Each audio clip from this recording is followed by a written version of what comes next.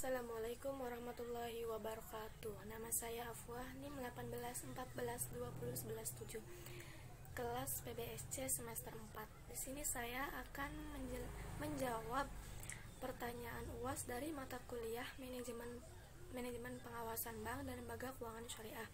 Langsung saja pertanyaan yang pertama, yaitu tujuan dari The Basel Committee. Tujuan dari The Basel Committee itu untuk melakukan kerjasama dan harmonisasi dalam pengawasan perbankan secara internasional. Dengan adanya harmonisasi standar internasional dalam pengaturan dan pengawasan perbankan, diharapkan dapat memperbaiki iklim dan lingkungan operasi bagi bank-bank yang aktif melakukan transaksi internasional.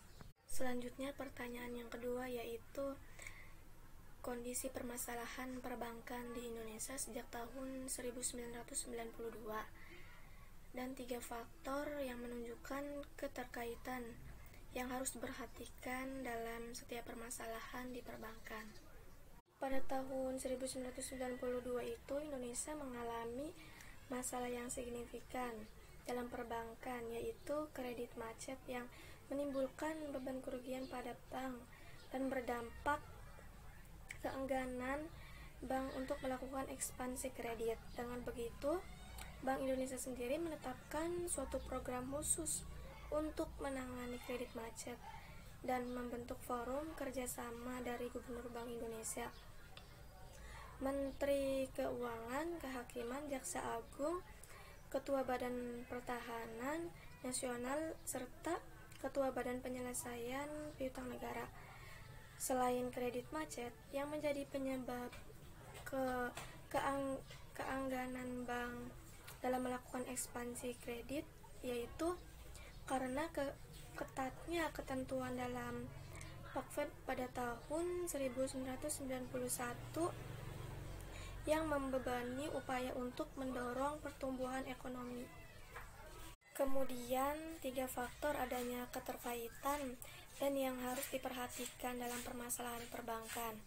Yang pertama itu kualitas manajemen bank, terutama dalam melakukan manajemen risiko. Yang kedua, kondisi kebijaksanaan dalam ekonomi makro. Dan yang ketiga itu efektivitas pengawasan dalam perbankan.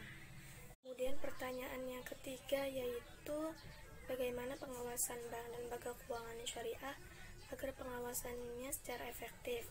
Minimal ada 4. Yang pertama, apabila dalam melakukan pengawasan, lembaga tersebut harus mempunyai tujuan serta adanya tanggung jawab. Yang kedua, aktivitas bank harus mendapatkan izin terlebih dahulu dan juga harus adanya pengawasan terhadap perbankan. Yang ketiga, dalam perbankan sendiri harus mempunyai prinsip kehati-hatian dan meminimalisir risiko. Dan yang terakhir, dalam perbankan sendiri harus ketika ada masalah harus bisa mengatasi masalah-masalah tersebut. Mungkin itu saja yang bisa saya sampaikan. Kurang lebihnya mohon maaf. Akhirul kalam. Wassalamualaikum warahmatullahi wabarakatuh.